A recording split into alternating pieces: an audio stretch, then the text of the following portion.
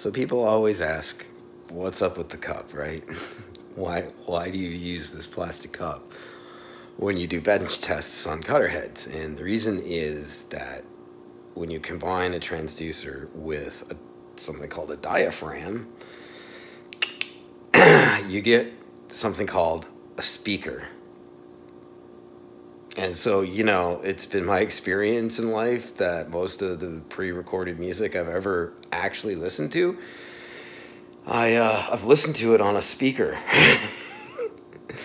Prior to electricity, this is what actually formed the diaphragm playback, the acoustic playback mechanism that's employed in a gramophone. So I'm going to now demonstrate to you and show you a couple of things, and I will narrate it, and we'll, you know, talk about Skeletor style. We'll talk about why it is that I used the cup, why that was slightly inaccurate, but that's okay, and why I've created the rig that I've created now, and why it works the way it works. So let's dive in. So first of all, you want to make sure that you get your titanium nail really red hot, right?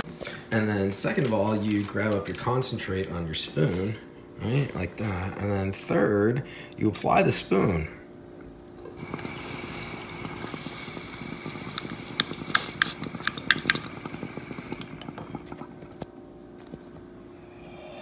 And you inhale vigorously. Sort of a random assortment of stuff, right? What do all of these things have in common? Well, they're all ways that you can actually listen to a cutter head. So if you've got a cutter head and you've got a stylus you don't care about, or one that's pretty resilient in there, you can listen to the sounds that it's making in a variety of ways. This is something that mechanics will use for detecting where a noise is coming from, you know, in an engine when it's running, or you can also just use it to put it against the tip of the, you know, the shaft, excuse me, not tip, but shaft, right? You can touch it to there. Or you can just touch it directly to the armature. You don't need to have a stylus in. You can have the cover off. You can have it directly on the armature. This is how, one of the ways I would check my development on Project Blade Runner was to use this, right? So, you know, does it sound good? Even the best quality transducer, does it sound good through here? No, but if it sounds okay through here, it sounds really good on disc. So that's number one. Number two, you know, this, right? What is this? Well, this is your average speaker, like full range speaker.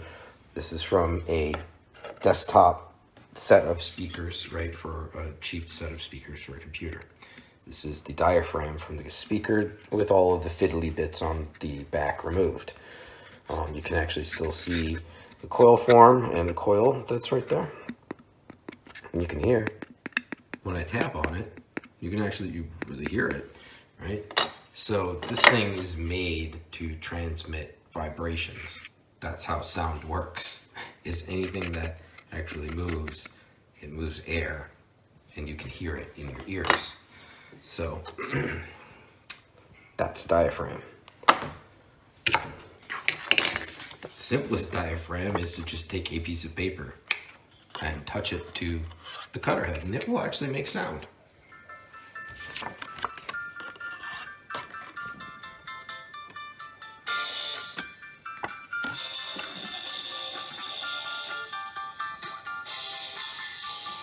I don't know if you guys can hear that, but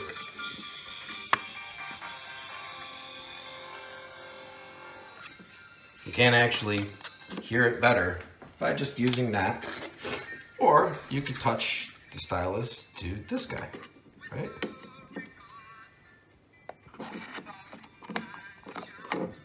Oh. Of course, the speaker case is attracted to the magnets, naturally. There we go. so you can actually hear it through the speaker.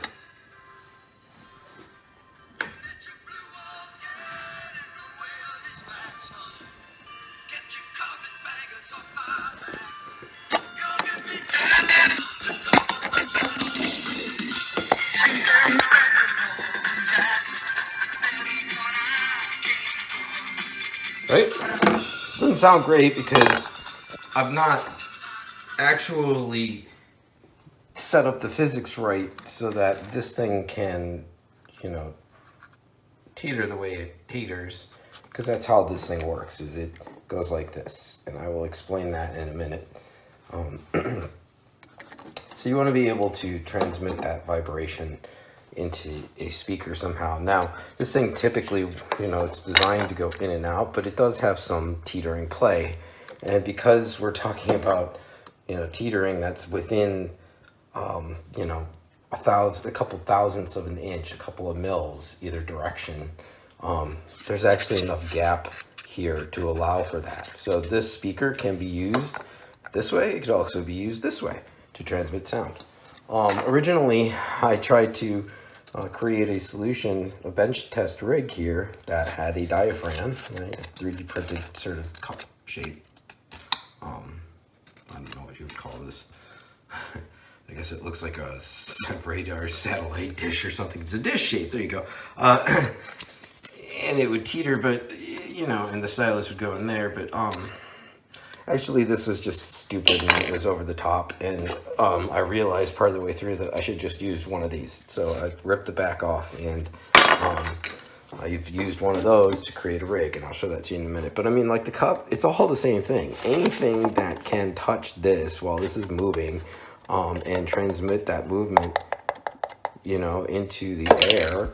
The thing that's nice about this is that it's also a horn shape. So I don't know if you know this, but a horn is the non-electrical, the acoustical shape, which allows for sort of the compression of sound, the, if you will, amplification of sound. It's not really amplification, but it's focusing of sound waves, right? So this was both a diaphragm and a, you know, sort of a natural amp, if you will, at least something that would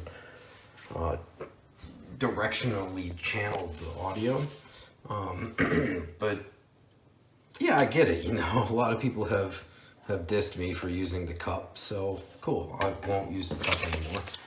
And that sort of all was the impetus for creating this little rig here. So we've got a stand, right? Handy dandy little stand.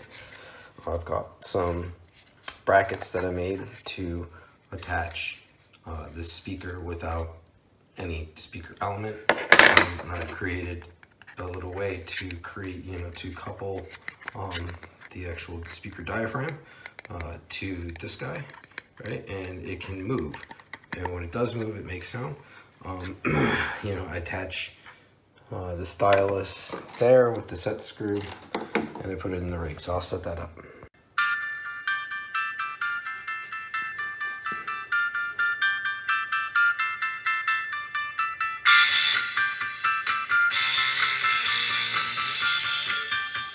So what's beneficial here is that I can actually access these guys. This thing is holding the head. I can do some adjustments there if I need to on spring tension, which is actually not, man, so many people think that that's the secret to tuning these heads, and it's not. It absolutely isn't. There's way more to it than that. But that's one of the final steps. Which brings me to why it is, because of course if you don't do this work, you wouldn't actually know that. You know, you would be totally in the dark about why it is you need to bench test, right? And you would probably snipe me for using the cup. The reason why is because to tune one of these heads, to tune a Presto or one, you know, actually not really my clone comes together pretty easy, but to tune an old school magnet mono head, it takes a series of adjustments, and it's a progressive kind of an affair. So painful step by step, you arrive at the correct tuning for that combination of parts.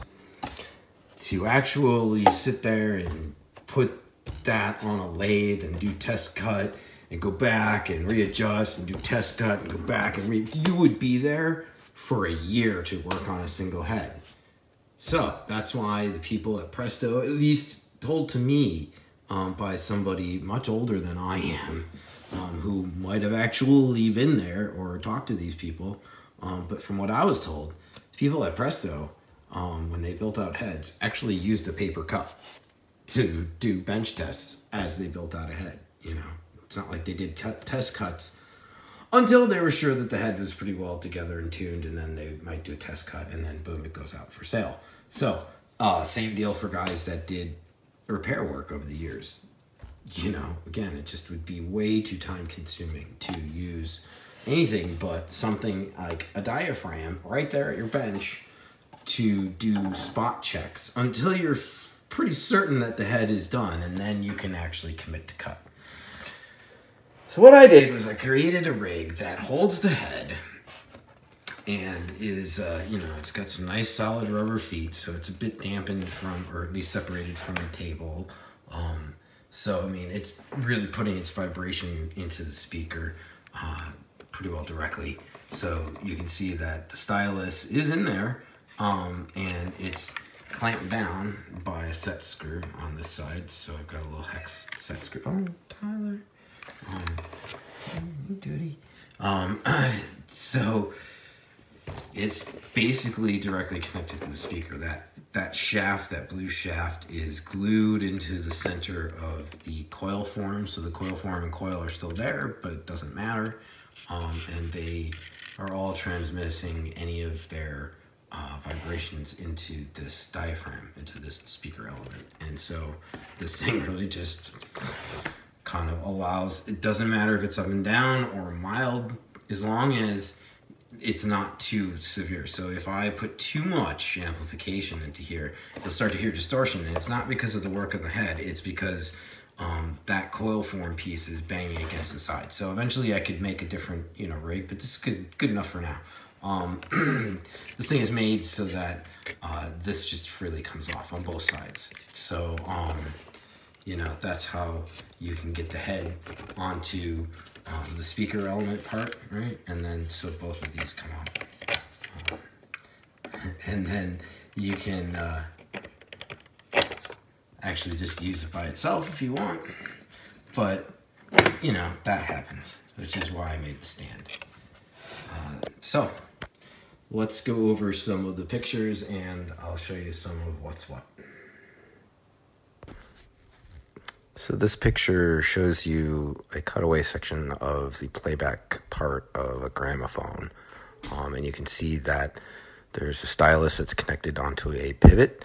It's marked as ball bearing needle arm pivot. And the top of that is connecting to a rubber piece, which is the diaphragm. So that's what transmits the vibrations of the grooves into the sound going through the air. This is actually one of the first electrical playback, 78 playback pickups.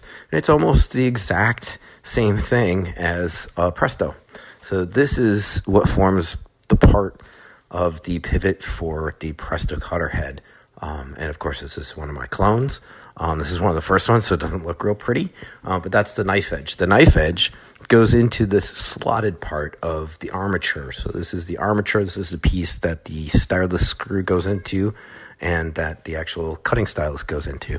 The cutting stylus is attached at a 90-degree angle to this pivot. So there it is, the actual armature with the tensioning mechanism up against the knife edge, right? So that forms your pivot. So when you put the stylus into the top of that arm, it pivots left and right in this picture.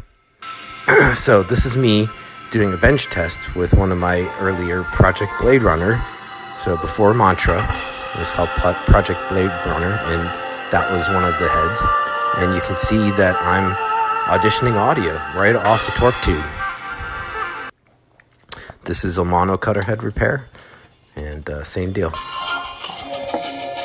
So the problem with using the cup is that the stylus is actually moving, you know, in a wiggling, pivoting fashion.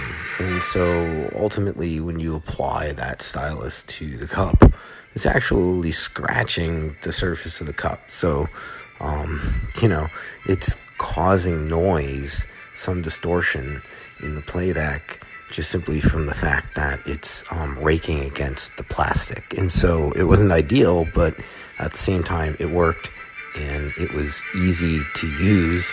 And most importantly, if things sounded good on the cup, then they sounded fantastic when actually cut on disc. If they sounded lousy on the cup, then I knew that there were still adjustments to be made. And that's the most important thing to understand about the cup. But don't need to use it anymore. So hope you've enjoyed this little video, and here are some more examples. Window Licker, Aphex Twin. That other song was Man for Man's Earth Band for You. I turn the volume down a little.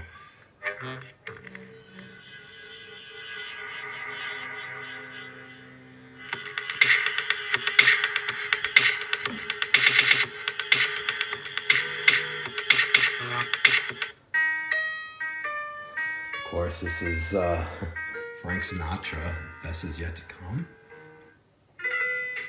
Out of the tree of life, I just picked me a plum. My favorite cartoon band in the world, Metalocalypse. This is The Galaxy. It's Laura Mangesca.